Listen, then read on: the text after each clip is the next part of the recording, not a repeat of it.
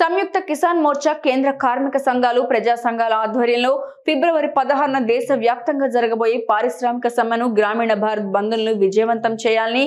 AIKMS, IFTU తదితర ప్రజా సంఘాలు పిలుపునిచ్చాయి. కార్పొరేటర్ల లాభాలను పెంచే కేంద్ర ప్రభుత్వ విధానాలను వ్యతిరేకించాలని, మోడీ ఇచ్చిన హామీలు చేసిన వాగ్దానాల మోసాన్ని ఎండగట్టాలని ఆయా ప్రజా సంఘాల నాయకులు తాండ్ర ప్రకాష్, సన్నశెట్టి రాజశేఖర్, డి గణేష్, సార జగన్ తదితరులు విమర్శించారు. ఈరోజు శ్రీకాకుళం జిల్లా పొందూరు మండలం రాపాక శ్రీ రాజ్యలక్ష్మి పిఎస్ఎస్ ఫోల్స్ కంపెనీ వద్ద అక్కడి కార్మికులతో నిర్వహించిన ప్రచార కార్యక్రమంలో వీరు మాట్లాడారు. ఈ ప్రచార కార్యక్రమంలో కార్మికులంతా తమ సంఘీభావం ప్రకటించారు. అఖిల భారత రైతు కూలీ సంఘం రాష్ట్ర సహాయ కార్యదర్శి తాండ్ర ప్రకాష్ మాట్లాడుతూ, కేంద్రంలో ఆర్ఎస్ఎస్, బీజేపీ, మోడీ ప్రభుత్వం అధికారానికి వచ్చిన ఈ 10 ఏళ్ల కాలంలో మతం ముసుగులో తన హిందుత్వ విద్వేష రాజకీయ చదరంగంతో దేశాన్ని కార్పొరేటీకరిస్తోందని, ప్రభుత్వ రంగ సంస్థలను కార్పొరేటర్లకు కట్టబెడుతోందని విమర్శించారు. పారిశ్రామిక రంగాన్ని ఆక్రమిస్తున్న కార్పొరేటర్ల కన్ను ఇప్పుడు వ్యవసాయ రంగం మీద కూడా పడిందని, అందులో భాగమే మోదీ ప్రభుత్వం తెచ్చిన రైతు వ్యతిరేక చట్టాలని, ఆ చట్టాలకు వ్యతిరేకంగా దేశ రాజధాని ఢిల్లీ సరిహద్దుల్లో రైతాంగం సాగించిన చారిత్రాత్మక మహత్తర పోరాటం అందరికీ తెలిసిందేనన్నారు. స్కూల్ సంబంధించి ఈరోజు కార్మికులంతా కూడా ఈ పొందూరు మండలం రాపాక పంచాయతీ పరిధిలో ఉన్నటువంటి ఈ రోడ్డు సమీపంలో నిర్వహిస్తున్నటువంటి ఈ పోరాట సందర్భంలో అరుణోదయ సాంస్కృతిక సమాఖ్య రాష్ట్ర ప్రధాన కార్యదర్శిగా సన్నశెట్టి రాజశేఖర్గా మీతో మాట్లాడటం అనేది ఒక పోరాట చైతన్యం పొందడానికి ఒక మంచి సందర్భంగా, ఒక పోరాట సందర్భంగా నేను భావిస్తూ, కామ్రేడ్స్, ఈ కామ్రేడ్స్లో మహిళా కామ్రేడ్స్ కూడా పాల్గొనడం అన్నది పోరాటానికి చాలా ఒక చైతన్యపూరికమే కాకుండా కలిసి మనమంతా కూడా ఉద్యమించాలనే సంకేతానికి ఎంతో ఉపయోగపడుతున్న సందర్భంగా ఉంది. భారతదేశంలో గత 10 ఏళ్ల నుంచి ఆర్ఎస్ఎస్ కనుసన్నల్లో బీజేపీ మూక ఒడిషా ద్వయంగా ఉంటూ ఈరోజు అత్యంత పాశవికంగా పాలన సాగిస్తున్నటువంటి దుర్మార్గమైన పాలకుల కబంధ హస్తాల్లో మనం ఇప్పుడు విలవెల్లాడుతూ మనం ఇబ్బంది పడుతున్నటువంటి పరిస్థితి మనందరికీ ప్రత్యక్ష అనుభవం అయింది. ప్రధానంగా ఢిల్లీ సరిహద్దుల్లో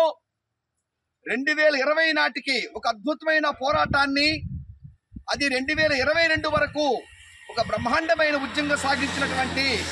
రైతాంగ పోరాటం, రైతుల వాళ్ళ మద్దతు ధర కోసం, వాళ్ళ పంటకు సంబంధించి అమ్మకం చేస్తే ధర లేని దుస్థితి నుంచి ధర కల్పించాలనే డిమాండ్తోని చేస్తున్న పోరాటంలో ఆనాడు మోడీ ప్రభుత్వం ఏదైతే దుర్మార్గమైన 3 రైతు చట్టాలను తీసుకొచ్చారో ఆ చట్టాన్ని రద్దు చేయాలని వెల్లువలా లేచిన పోరాటానికి తల వంచి మోడీ వెనకంజు వేసి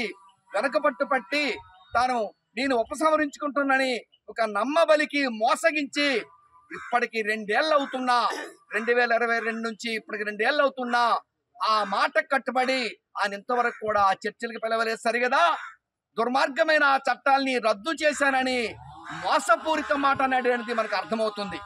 ఈరోజు సోమనాథన్ కమిషన్ చెప్పినటువంటి ఏ మద్దతు ధర కానివ్వండి, లేకుంటే ఇంకా ఈ దయనీయ పరిస్థితిలో వాళ్ళ మద్దతు ధరని ఇవ్వలేదు. సరిగదా మరో దారుణమైన విషయం ఏంటంటే, లేబర్ కోడ్ల పేరిట